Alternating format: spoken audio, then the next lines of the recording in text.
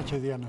Bueno, un rápido comentario, una reflexión. En pleno estado de emergencia asesinan a un profesor en la puerta del colegio.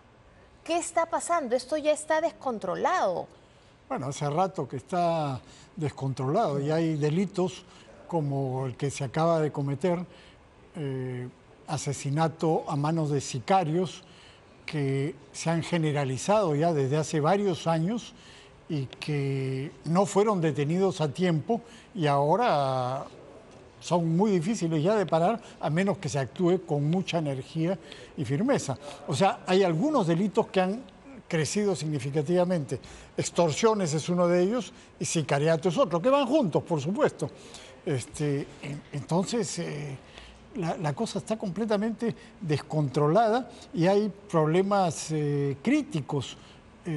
Por ejemplo, el sistema judicial es un desastre, está en una crisis. El problema es transversal. Usted viene precisamente del Parlamento donde ha habido una sesión de la Comisión de Defensa en la que estaba el ministro Santibáñez, estaba también el general Sanabria, y mientras eso ocurría, pasaba el crimen. Entonces parece que hay una desconexión y el ministro se ha ido volando hasta Ate. Bueno, claro. Una desconexión absoluta, ¿no? Bueno, tuvimos una sesión que fue una sesión reservada, así que sin cámaras, sin público. Y bueno, mientras eso sucedía, ocurrió este asesinato, pero digamos, esos asesinatos están ocurriendo todos los días en todas partes. Pero aquí el tema es que es un maestro. Así es. En la puerta del colegio habían alumnos. ¿Qué va a pasar mañana si había ahí un alumno con el profesor, un padre de familia, una madre de familia? ¿Eso se puede imaginar? A vista y paciencia de todos los alumnos. O sea, una cosa realmente espantosa. A ese nivel hemos llegado, porque estos sicarios es gente absolutamente desalmada. Ahí se ven a los sicarios, ¿no? Van en una moto como si nada, disparan y se van. Una de las cosas importantes que ha ocurrido es que la violencia ha aumentado de una manera descomunal. O sea, hemos tenido delincuencia, sí, pero la violencia está muy relacionada, directamente relacionada con la llegada de delincuentes extranjeros, porque teníamos delincuencia y en efecto... No teníamos yo veo... Este nivel de violencia no lo teníamos hasta la llegada de violencia y de ferocidad, yo diría hasta de maldad. Así es, eso no lo teníamos. Yo no recuerdo haberlo visto esto antes, salvo en la época del terrorismo. Bueno, eso tenían los delincuentes venezolanos. Venezuela tenía la tasa de homicidios más alta de toda la región.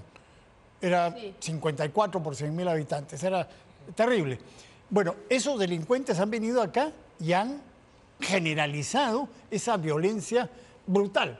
Y los delincuentes peruanos, para no verse desplazados y para competir con los venezolanos, han empezado también a actuar con una violencia que antes no existía a nivel de la delincuencia peruana. No se suman a las bandas venezolanas a los peruanos. No, y muchos de los delincuentes y cabecillas venezolanos han sido capturados por la policía, pero ahora ya no hay la diferencia que los venezolanos son muy violentos y los peruanos no. Ahora los delincuentes peruanos han están por igual. Sí, por eso es esa ola brutal de asesinatos que tenemos y cosas... Esta gente ya es irrecuperable, hay que actuar con una firmeza y una energía que desgraciadamente no se tiene. No existe. Ahora, usted dice que ha subido la delincuencia, la extorsión, y eso es realmente culpa de la ley 32108, ¿esto es así? Imagínate, pues esto tenemos ya desde hace años. No, porque los transportistas el jueves y viernes han ido al Congreso el jueves a pedir que se derogue la ley. Hay ciertos dirigentes politizados y hemos visto cómo un individuo que había sido candidato de Verónica Mendoza, que había estado en las protestas a favor de Castillo, que sale como dirigente transportista. Es decir, eso está claro. O sea, pero sí hay un consenso, en efecto, para modificar. Los dirigentes transportistas que fueron esa vez es gente politizada que entiendo yo no es representativa. Otro problema es el de la inmensa mayoría de transportistas que tienen derecho a la justa protesta y reclamo porque realmente están siendo aterrorizados. El día jueves eran más eran los transportistas informales, según nos comentaba aquí el viernes y ahí hay el una serie, es un problema bien complejo, ¿no? Porque ahí hay una serie de cosas bien raras entre los transportistas informales. Pero el punto es que obviamente ese asunto de la ley no tiene que ver con este asunto. Pero sin embargo hay un consenso para hacer modificaciones, no derogarla. Veamos la nota sobre el consenso que se ha generado en el Parlamento para modificar, pero no derogar. Veamos. Pasan los días y siguen sin llegar a un consenso. El Pleno del Congreso retomará este miércoles a las 9 de la mañana el debate sobre los proyectos de ley que buscan enfrentar la criminalidad y que quedaron en suspenso el último viernes. Ya se tiene el texto, la norma consensuada, se está socializando con varios congresistas a fin de que lo puedan revisar y dar sus opiniones legales, argumentos coherentes y científicos con la realidad social en que vivimos, y el día miércoles se estará abordando este tema que va a dar tranquilidad relativa a los peruanos. Se aprobará el dictamen y seguirá instándose a cumplir con la ley para tener una seguridad ciudadana coherente. Se debatirá y votará un dictamen que reúne diversos proyectos de ley para incorporar el delito de criminalidad sistemática, antes denominado terrorismo urbano, en el Código Penal y que viene siendo trabajado por la Comisión de Justicia. El terrorismo urbano, pues ese término, no hay ese término. Doctrinariamente no hay ese término. Claro, el asunto es que hemos recogido la propuesta de especialistas, congresistas, así como la sociedad civil, y han presentado, aquellos que han marchado, han presentado sus propuestas, se ha recogido también eso, y están en contra de ese terrorismo urbano. Pero también será abordada la modificatoria a la ley contra el crimen organizado. Que nosotros ya casi estamos ya culminado prácticamente el trabajo, y luego ya esto va a entrar un análisis ya para consensuar, y luego se pondrá al Pleno a su debate. El trabajo realizado por el presidente de la Comisión de Justicia, Isaac Mita, miembro de la bancada de Perú Libre, fue cuestionado por el congresista Alejandro Muñante, quien pidió su censura. Hay una preferencia por, digamos, presentar o promover proyectos que benefician directamente al señor Cerrón y no así a la ciudadanía. Por eso hemos pedido a las demás bancadas que solucionen este problema. ¿Cómo se soluciona esto? Bueno, presentando una censura. No me baso en personas. Es una comisión que tiene que responder ante el país. Si hay que dar una situación de salidas, hay que darlo. En medio de la ola de criminalidad, el congresista de Honor y Democracia, Jorge Montoya, denunció haber recibido amenazas desde un sector político. De extrema izquierda. Definitivamente el comunismo. Hay una arremetida del comunismo últimamente, quiere volver a ocupar espacios. Castillo está trabajando desde la cárcel. Los violentistas que tuvieron el paro de transporte también. ¿De dónde son? Esos no son transportistas, ni mucho menos. Esos son delincuentes. Además, un sector del gremio de construcción civil anunció una marcha para este 22 de octubre. Piden al gobierno dictar medidas efectivas contra las extorsiones y el sicariato. Le decía que había un consenso, y ahí lo hemos visto también en la nota respecto a la modificación de la ley. Hoy día la bancada de Renovación Popular ha sacado un comunicado diciendo que efectivamente se pliegan a la modificación, más no la derogatoria. ¿Qué dice el comunicado? El comunicado dice que insistirán responsablemente en la propuesta de modificar de manera necesaria y urgente la ley 32108 que modificó la ley de crimen organizado, y proponen eliminar la obligatoriedad de la presencia del interesado investigado para la ejecución del allanamiento, registro e incautación de inmuebles. Todas estas medidas deberán ejecutarse con o sin la presencia del investigado en el inmueble. Asegurar la presencia del abogado defensor público desde el inicio de la ejecución del allanamiento, registro e incautación de inmuebles para evitar con ello dilaciones y suspensiones innecesarias. Entonces, lo que está diciendo Renovación Popular es que precisamente se cambie lo del allanamiento y que hayan defensores públicos desde el inicio. ¿Usted estaría de acuerdo? Sí, claro, pero deberían haber defensores públicos desde el inicio. Ahora lo que se está haciendo es ponerlo en la ley. Muy bien. O sea, y de hecho, los allanamientos que se han hecho y que han sido exitosos. ¿Con esta ley? Sí, con esta ley, pero con el defensor público ahí. Y ha visto, el problema real es el que acabamos de ver cuando han detenido a esos 80 y tantos... Ayer en Lurín. Individuos con armas ilegales y todo. Y hoy día, ¿cuántos quedan? 9. Han soltado a 70 y tantos. Bueno, ese es el problema. Y la otra cosa es que, o sea, hay dos razones por las cuales la criminalidad y la violencia ha aumentado. Uno, la llegada de delincuentes extranjeros y toda esta rueda monstruosa que ha crecido con los peruanos también imitando a los venezolanos en la barbarie. Y dos, que la Fiscalía se le atribuyó funciones que son de la policía como la investigación pero eso ya volvió preliminar. a No, la policía, ya volvió, pero hoy día han sacado un comunicado diciendo que no van a acatar la ley, que van a esperar no. La última ha sido que no van a acatar la ley porque ellos han hecho un reglamento de la ley. Sí, eso lo vamos... No puede ser, pues. O sea, los únicos que hacen el reglamento de las leyes es el Poder Ejecutivo.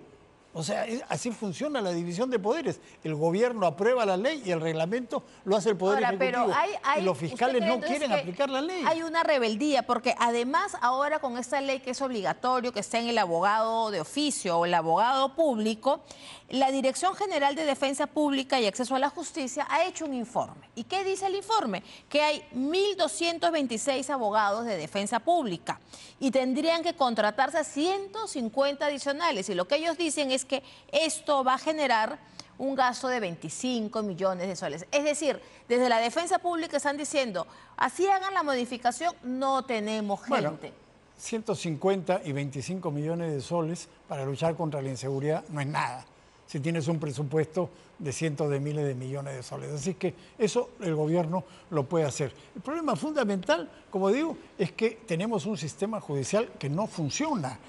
Tienes juicios que duran 15 años. No puede ser. 40 también. Bueno, no puede ser que en esas circunstancias se quiera luchar contra una delincuencia que es cada vez más violenta y cada vez más extensa. Entonces hay que usar medidas enérgicas y extraordinarias. Pero definitivamente esta modificación o cambio, derogación de la ley del crimen organizado ha calado, porque tenemos una encuesta de Ipsos realizada para América Televisión, donde claramente está ahí que la gente está hablando del tema. Tenemos los cuadros, ¿no?, sobre la ley del crimen organizado. ¿Conoce o ha escuchado hablar de la ley que cambió la definición del crimen organizado y estableció que para los allanamientos debe estar el abogado del imputado o sospechoso del delito?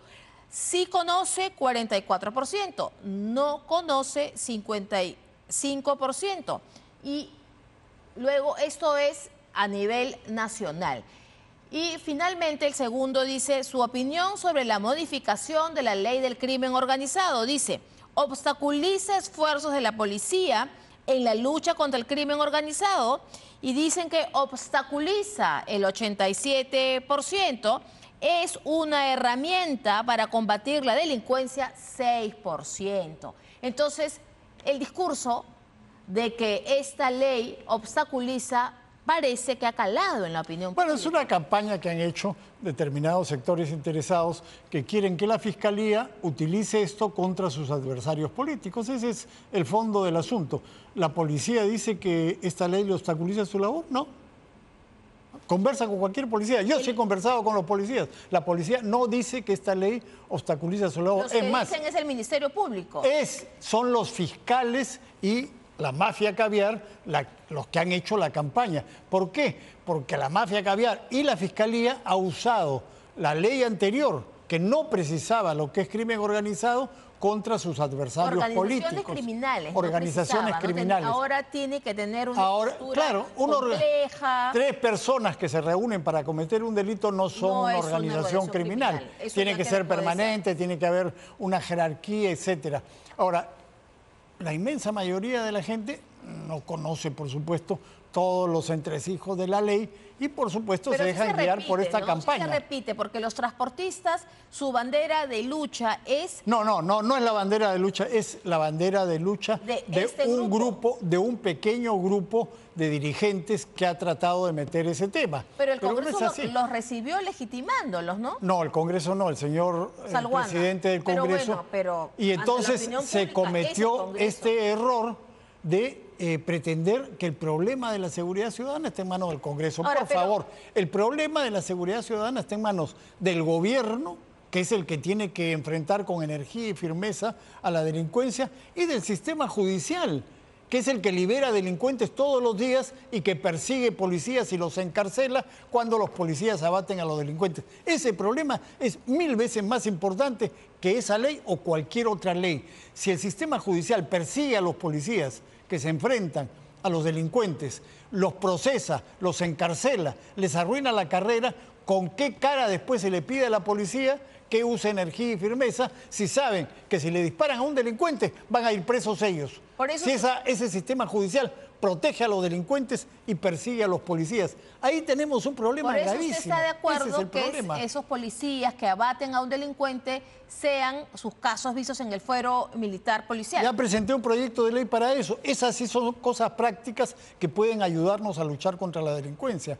Que los delitos de función, no los delitos comunes, porque hay policías corruptos también, que cometen delitos comunes. Un delito de función es decir, en un enfrentamiento donde van a capturar a un delincuente, si el policía dispara, en el uso de su arma dispara y mata al delincuente. Eso debería ir al fuero militar, pero ahora al fuero militar policial. Al fuero común. Claro, porque le han quitado todas las funciones del fuero militar policial, ya no tienen prácticamente ninguna.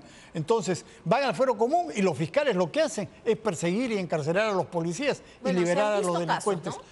Casos, todos los días. Todos los días tenemos casos, y hay casos realmente escandalosos. Sí, que se sentencia de 15 años al policía, etcétera. Así es. Ahora, hay que precisar que esta ley o esta modificación de la ley del crimen organizado tiene 2 meses de vigencia, ¿no? Está desde agosto. Imagínate. Entonces, ¿usted cree, como dicen algunos, que en 2 meses ha subido exponencialmente la extorsión, exponencialmente el sicariato? Para nada, o sea, está igual que hace 2 meses. O peor. Bueno, puede ser peor, pero no tiene nada que ver con la ley. Tiene que ver con los operadores del sistema de justicia que liberan delincuentes todos los días, como este caso que acabamos de ver, capturan a 80 y quedan 9 y liberaron a 70 y tantos. Eso del búnker de Lurín ya tendría que haberse hecho con la investigación de la policía. Sí, por ejemplo. Pero de hecho se allanó sin ningún problema. Allanaron y detuvieron a la gente. ¿Y la ley impidió que allanaran? No. Respecto a estas facultades que tiene ahora la policía nuevamente de investigar, efectivamente hablábamos que el Ministerio Público hoy día ha sacado un comunicado. El Ministerio Público dice que en su condición de organismo autónomo, creado por la Constitución, etcétera, dice que ha emitido ellos, o sea, la Fiscalía, ha emitido hoy un reglamento que tiene por finalidad establecer instrucciones generales para uniformizar y optimizar la actuación fiscal en la investigación del delito en coordinación con la Policía Nacional del Perú. Ello como resultado de la interpretación sistemática del ordenamiento constitucional y legal vigente, así como las modificaciones introducidas al Código Procesal, etcétera, ¿no? Pero ellos, como decíamos, ellos anuncian que tienen una posición institucional, ¿no? Hace 2 días han sacado un comunicado diciendo que no van a acatar la ley. La Junta de Fiscales Superiores de Lima, o sea, los defensores de la legalidad, que deberían ser los fiscales, sacan un comunicado, está publicado en todos los medios, que dicen nosotros no vamos a acatar la ley. Son los que persiguen el delito. Entonces no, el Ministerio Público, su función es perseguir el delito. Y los ciudadanos decimos, a mí no me gusta esta ley, no la acato. Ese es el ejemplo que nos dan estos fiscales. Ahí está el problema no está en las leyes, el problema está en este sistema judicial podrido. ¿Y qué hacemos con los fiscales que no acatan la ley? Bueno, ¿cuál es la solución? Bueno, hay que denunciarlos penalmente, pero el problema es ¿a dónde van? A ellos mismos. Así es, como ese fiscal que golpeó a una mujer policía, ¿y qué le han hecho? Bueno, está sancionado. Bueno, lo han cambiado, Ah, sí. Se protegen entre ellos, pues ese es el problema. Y tratan de desviar la atención de la gente diciendo tal artículo, tal ley, tal inciso. Ese no es el punto. Ahora, pero queda claro que el Ministerio Público sigue siendo quien maneja la investigación, pero la policía hace la investigación en el campo, la investigación preliminar. ¿Es así? Es así, pues, porque ahora va un ciudadano ante la policía y denuncia una extorsión. Entonces, eso pasa a la fiscalía y la fiscalía tiene que hacer una carpeta fiscal. El fiscal no hace la carpeta antes de 15 días, si es que la hace en 15 días, o 3 semanas, o un mes. Y entonces la policía está esperando que le llegue la carpeta fiscal. No, ahora con esta ley que retorna esta facultad de investigación a la policía inicia inmediatamente la investigación y la sigue. Y luego da cuenta al fiscal, que es el encargado de procesar al delincuente. Pero la investigación, como la hacía antes la policía y como la hace la policía en todas partes del mundo, tiene que estar en manos de quienes saben investigar. Ahora, pero usted es consciente que mientras nosotros discutimos aquí la ley, el Ministerio Público, el Poder Judicial, el Congreso, el terrorismo sistemático, el terrorismo urbano, el crimen, se sigue muriendo la gente en la calle como el profesor, o sea, y pero estamos hay en que esta actuar, discusión. hay que actuar. Las discusiones, el Congreso y todo eso van por otro lado, pero ¿quién tiene que actuar? Pero no ¿Quién tiene el poder de actuar? Bueno, el gobierno, pues, claro. Y los jueces y fiscales. Esos son los que tienen que actuar. Le doy otra noticia, que hoy día también los jueces supremos están pidiendo una reunión de urgencia, un pleno extraordinario. Ellos dicen que el punto a tratarse, el punto de agenda será el análisis de los alcances de los proyectos de leyes presentados en el Congreso de la República que tienen incidencia en las funciones jurisdiccionales y propias del Poder Judicial por su posible afectación a la independencia judicial y al sistema de la administración de justicia. Y todo va... los supremos. Entonces, Ministerio Público y Poder Judicial pareciera que están contra el Congreso. No. Están contra las fuerzas del orden, no están contra el Congreso. ¿A qué leyes se refieren? A la ley que le ha devuelto la potestad a la policía para investigar, a la ley que precisa el alcance de la lesa humanidad, para que no sigan juzgando y sentenciando injustamente a militares y policías que derrotaron al terrorismo, a la ley que acabo de presentar para que los delitos de función sean juzgados en el fuero militar policial. No están contra el Congreso, están contra la policía y las Fuerzas Armadas, porque estas leyes están hechas para devolver las prerrogativas que antes tenía la policía para proteger a la policía y las Fuerzas Armadas de las injusticias que cometen los fiscales y los jueces contra ellos. Conclusión, ese es el punto. Después de haber leído estos dos comunicados, según su hipótesis o su teoría, Ministerio Público y Poder Judicial, es decir, los administradores de justicia, están contra las Fuerzas Armadas. Están contra las Fuerzas Armadas y la policía. Y las medidas y las leyes que ha dictado el Congreso y los proyectos de ley que hay se han hecho en estos casos que he mencionado para proteger a la policía, para empoderar a la policía y para proteger a las Fuerzas Armadas y la policía de los ataques injustos del sistema judicial que persigue y condena a policías y militares por enfrentarse al terrorismo y por enfrentarse a la delincuencia. Ellos no es que están contra el Congreso, están contra las fuerzas del orden. Y si ellos se ponen contra la fuerza del orden y protegen a los delincuentes como hacen todos los días y liberan a los delincuentes como hacen todos los días, esto no va a funcionar. Por eso ese poder judicial y esa fiscalía que están podridos tienen que ser reorganizados. Bueno, veamos el pleno desde el miércoles cómo queda y de repente incluirán algún punto de estos dos comunicados. Ojalá. Muchísimas gracias. Gracias.